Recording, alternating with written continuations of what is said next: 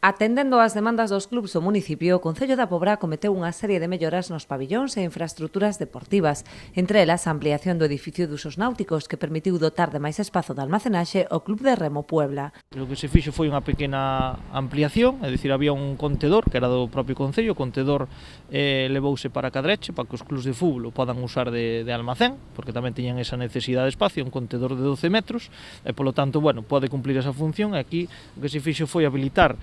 esta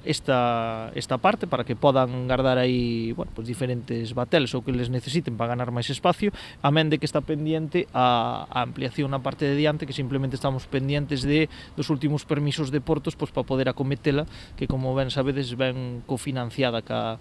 Diputación. Ademais da reforma integral do Polideportivo de Venecia e os arranxos de numerosas pistas deportivas, o Concello acometeu tamén melloras no Estadio da Alta por máis de 30.000 euros. O que se fixo foi acondicionar a parte, acondicionouse un pouco a entrada, que como sabedes está pendiente, bueno, aí ali está pendiente de acabar a obra do módulo cuberto, entón o que se fixo foi acondicionar a entrada,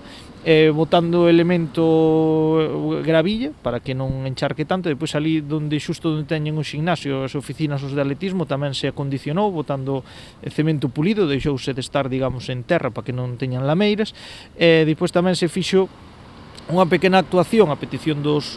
clubs, lo que é nas gradas onde se atopa o palco, que os escalóns estaban moi altos, entón se puxo como un escalón medio tamén, e depois na cabina de retransmisión tamén, que lles entraba agua, pois tamén se fixeron aí, se acometeron aí melloras. E a última aquí foron 32.000 euros,